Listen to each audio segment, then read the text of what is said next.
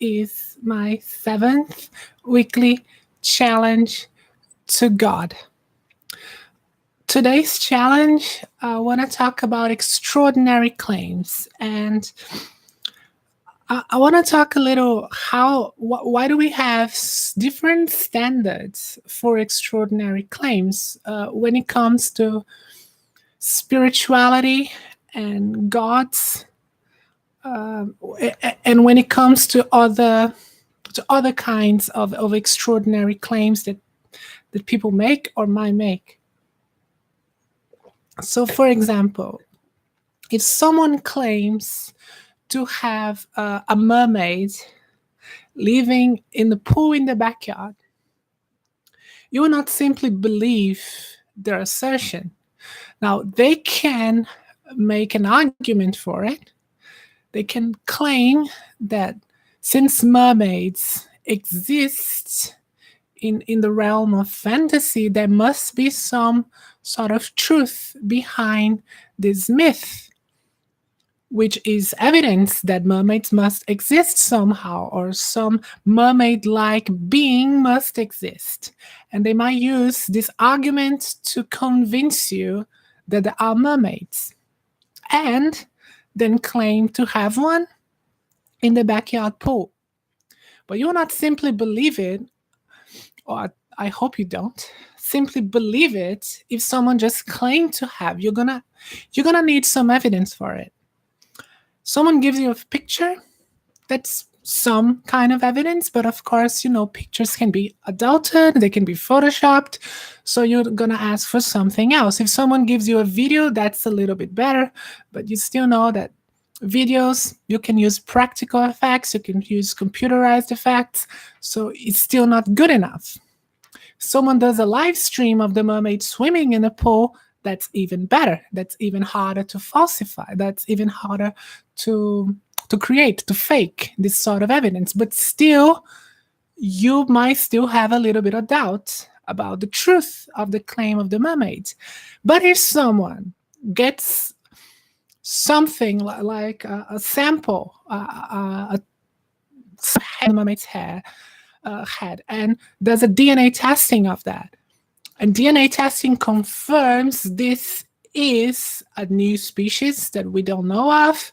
The DNA shows that this is a hybrid of fish and human, which fits the description of a mermaid. That is evidence beyond reasonable doubt that a mermaid exists. Other sorts of extraordinary claims, alien abductions, lizard people, the government, politicians are lizard pretending to be humans or aliens in disguise, that kind of crazy assertions that people create. You certainly will demand some material evidence for that. When it comes to spiritual claims, to supernatural claims, we tend to be more open-minded.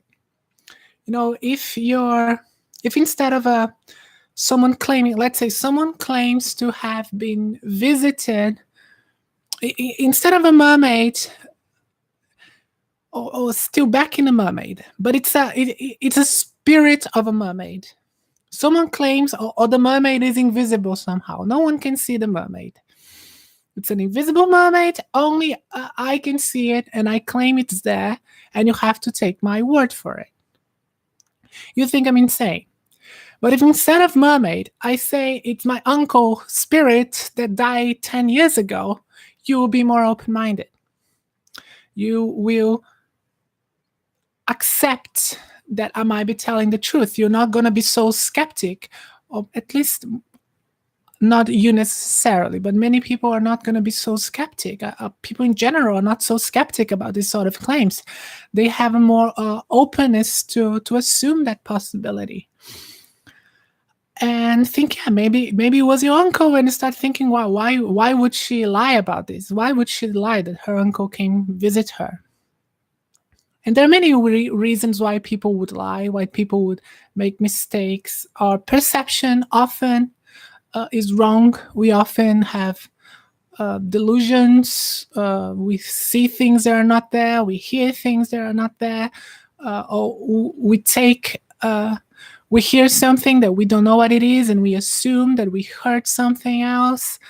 That's how our brain works. We don't like insecurity. We don't like not knowing things. We like to be sure of what we've seen, and if we don't know, we tend to assume something that makes us feel comfortable. I think is Michael Shermer that I saw him talking about the need for closure. Our brain needs closure when we see or hear or have a suspicion about something. We don't like that uncertainty and suspicion, what makes a science in a way counter-intuitive, sort of anti-natural state of humanity, to admit that you don't know something, that there is uncertainty, and etc. But what I'm trying to say is, when it comes to this sort of supernatural claims, people are more open-minded.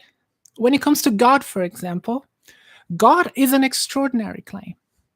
The claim that a being that exists outside of space-time and created the whole universe, all the matter in the universe, with no raw materials, with nothing, created the whole thing out of nothing, just because he wanted, is an extraordinary claim.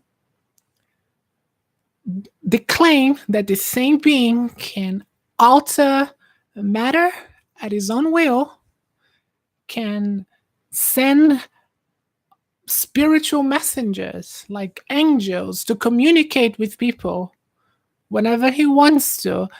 These are all extraordinary claims. To claim that this God can change the way nature works, change the laws of physics, change the laws of chemistry, to save a child from a house fire, to save Granny from dying from a heart attack, to punish heretics by destroying an entire city. These claims are extraordinary. They go against everything we know about reality. Why people usually don't have the same skepticism towards this? There is, of course, I think the whole process of indoctrination when you're a kid, when they teach you that these things are real and you shouldn't question them. You should always believe in God, no questioning. But recently, in the last 5 years or so, I've been very much interested in science. More than 5 years, the last 10 years or so, I have been very much interested in science. And recently, I have been reading more and more about science. I bought a signature of Nature magazine. I also recommend everyone has a signature a subscription of some sort of scientific magazine or good scientific sources. National Geographic is a great one. It's not a scientific one, but it's good. Scientific American as well. I definitely recommend that to anyone, to be a little bit more scientifically literate. And the more you learn about science, the more extraordinary this kind of claims become. To imagine that an entity, a conscious God, can change things, can change the laws of nature at his own will in one specific event, a localized event, just to save that person. It's hard to believe. It's almost insane to believe that. The amount of work that would go into that is ridiculous. Then people say, well, for God, anything is impossible. But that is just an assertion. And that's exactly my point. Why are we so lenient to this kind of things? And what I think, and this is my theory about this, is when it comes to supernatural claims, I think people tend to be more open-minded for fear. Fear that life is finite. After we die, there's nothing. The belief, we want to believe there is something after life, that life has a meaning beyond itself. I think it goes into that sense, that fear of death, that fear of life being meaningless.